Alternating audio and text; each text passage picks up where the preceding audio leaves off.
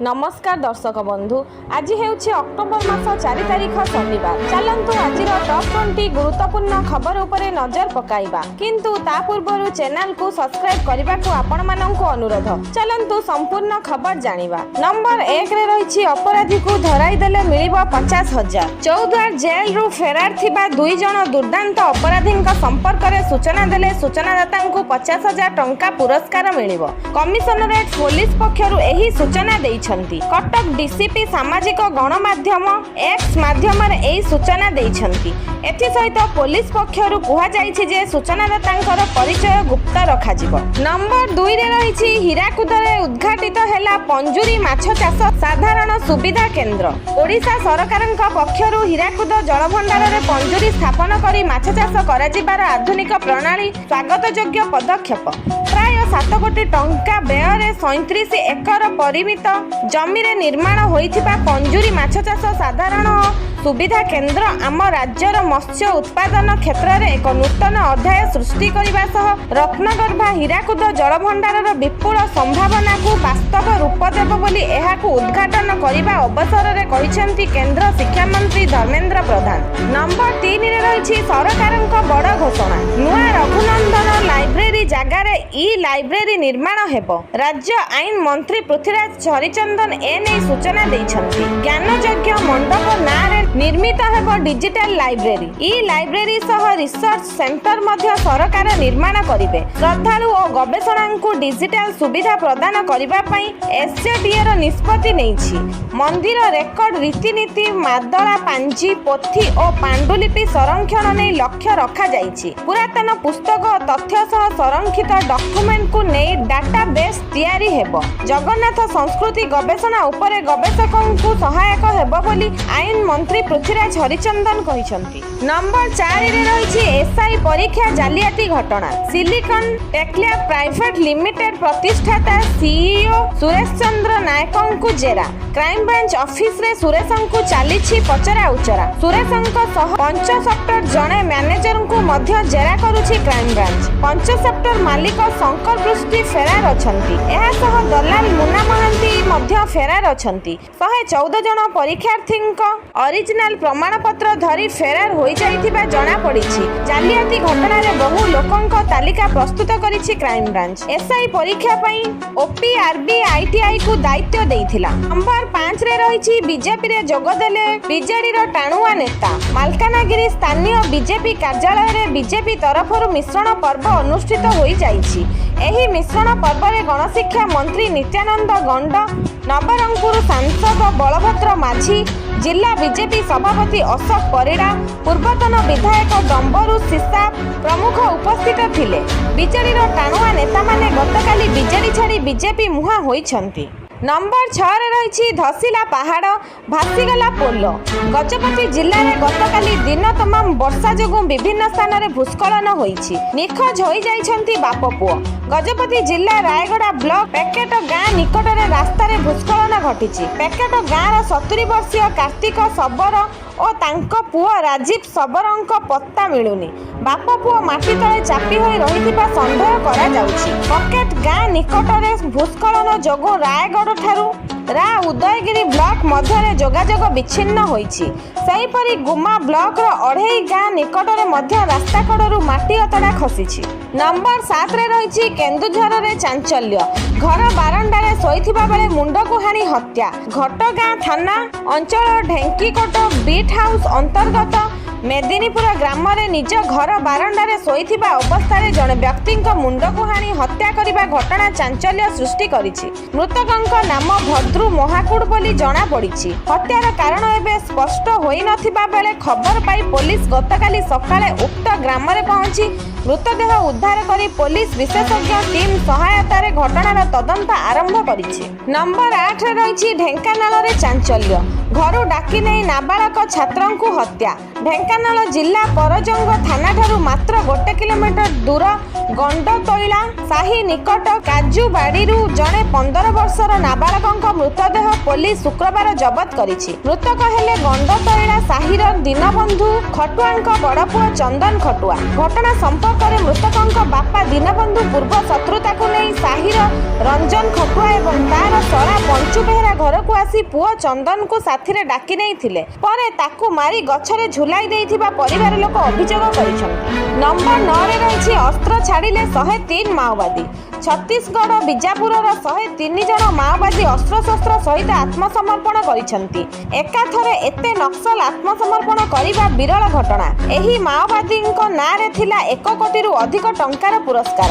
ଆତ୍ମସମର୍ପଣକାରୀଙ୍କ ମଧ୍ୟରେ ବିଭିନ୍ନ ପଦବୀରେ ସକ୍ରିୟ ଥିବା ମାଓବାଦୀ ଅଛନ୍ତି। ଆତ୍ମସମର୍ପଣ କରିଥିବା ନକ୍ସଲମାନେ କହିଛନ୍ତି ଯେ ସଂଗଠନର ବିଚାରଧାରା ପ୍ରତି ଭ୍ରମ, ନେତୃତ୍ୱର କ୍ରମାଗତ ଅଭାବ, ସୁରକ୍ଷା ବାହିନୀ ଦ୍ୱାରା ଜବରଦସ୍ତି କାର୍ଯ୍ୟ ଏବଂ ସରକାରଙ୍କ ପୁନର୍ବାସ ଏହି ପଦକ୍ଷେପ ନେବାକୁ ସେମାନଙ୍କୁ ପ୍ରେରଣା ଦେଇଥିଲା।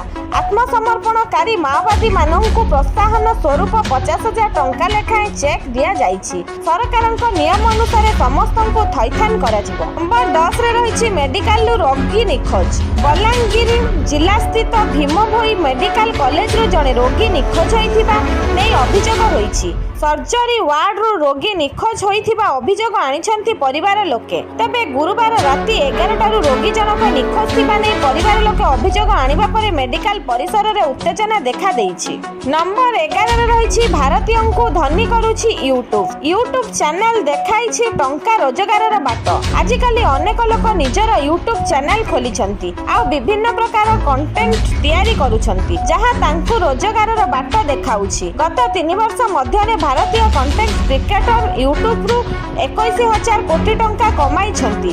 ୟୁଟ୍ୟୁବ ସିଇଓ ନୀଲମୋହନ ଚଳିତ ବର୍ଷ ମେ ମାସରେ ଆୟୋଜିତ ଏକ କାର୍ଯ୍ୟକ୍ରମରେ କଣ୍ଟେଣ୍ଟ କ୍ରିଏଟର ପାଇଥିବା ପେମେଣ୍ଟ ବିଷୟରେ ସୂଚନା ଦେଇଥିଲେ। ନମ୍ବର 12ରେ ରହିଛି ଆଦାନୀ ଗ୍ରୁପ ଉପରେ 23 କୋଟିର ଫାଇନ୍। ଆୟକର ବିଭାଗ ଆଦାନୀ ଗ୍ରୁପକୁ ଏକ ବଡ଼ ଝଟକା ଦେଇଛି। ବିଭାଗ ଗ୍ରୁପର ସିମେଣ୍ଟ କମ୍ପାନୀ ଉପରେ 23 କୋଟି ଟଙ୍କାରୁ ଅଧିକ ଜରିମାନା ଲଗାଇଛି। ପ୍ରକୃତରେ ବିଭାଗ 2ଟି ପୃଥକ ଜରିମାନା ଲଗାଇଛି। ଗୋଟିଏ 14 କୋଟି ଟଙ୍କାରୁ ଅଧିକ ଏବଂ ଅନ୍ୟଟି ପ୍ରାୟ 9 କୋଟି ଟଙ୍କା। ଏହି ଜରିମାନା ଆଦାନୀ ସିମେଣ୍ଟର ୟୁନିଟ୍ ACC ଉପରେ ଲାଗୁ କରାଯାଇଛି। ନମ୍ବର 13ରେ ରହିଛି RSSର 100 ବର୍ଷ ପୂରଣ ଅବସରରେ ପାକିସ୍ତାନର ବେଲୁଚିସ୍ତାନରୁ ଆସିଲା ଶୁଭେଚ୍ଛା ବାର୍ତ୍ତା। ରାଷ୍ଟ୍ରୀୟ ସ୍ୱୟଂସେବକ ସଂଘ RSSର 100 ବର୍ଷ ପୂରଣ ଅବସରରେ ସଂଗଠନର ମୁଖ୍ୟ ମୋହନ ଭାଗବତ, ପ୍ରଧାନମନ୍ତ୍ରୀ ନରେନ୍ଦ୍ର ମୋଦି ଏବଂ ଅନ୍ୟାନ୍ୟ ନେତା ଅଭିନନ୍ଦନ ଜଣାଇଥିଲେ। ଏଥିସହିତ ବେଲୁଚିସ୍ତାନକୁ ପାକିସ୍ତାନରୁ ଏକ ପୃଥକ ଦେଶ ଭାବରେ ଗଠନ କରିବାକୁ ଦାବି କରିଥିବା ନେତା ମିରୟାର ବଲୁଚ RSSର 100 ବର୍ଷ ପୂରଣ କରିବାକୁ ନେଇ ଅଭିନନ୍ଦନ ଜଣାଇଛନ୍ତି। ନମ୍ବର 14ରେ ରହିଛି ପାକିସ୍ତାନୀ ଗୁପ୍ତଚର ଗିରଫ। ପାକିସ୍ତାନ ପାଇଁ ଗୁପ୍ତଚର ଅଭିଯୋଗରେ ହରିୟାଣାର ପଲୱାଲରେ ଜଣେ ଯୁବକଙ୍କୁ ଗିରଫ କରାଯାଇଛି। ସେ ଦିଲ୍ଲୀରେ ଥିବା ପାକିସ୍ତାନ ଦୂତାବାସରେ ଜଣେ କର୍ମଚାରୀଙ୍କୁ ଭାରତୀୟ ସାମରିକ କାର୍ଯ୍ୟକଳାପ ସମ୍ବନ୍ଧୀୟ ସୂଚନା ପଠାଇଥିବା ଅଭିଯୋଗ ହୋଇଛି। ପୋଲିସ କହିଛି ଯେ ଅଭିଯୁକ୍ତ ତୈଫିକ୍ 3 ବର୍ଷ ପୂର୍ବେ ପାକିସ୍ତାନ ଗସ୍ତ କରିଥିଲା ଏବଂ ପାକିସ୍ତାନକୁ ଏହି ସୂଚନା ପଠାଇବା ପାଇଁ ହ୍ୱାଟ୍ସଆପ୍ ବ୍ୟବହାର କରିଥିଲା। ନମ୍ବର 15ରେ ରହିଛି ଲେହ ହିଂସା ମାମଲା। ସୁପ୍ରିମକୋର୍ଟର ଦ୍ୱାରସ୍ଥ ହେଲେ ସୋନାମଙ୍କ ପତ୍ନୀ।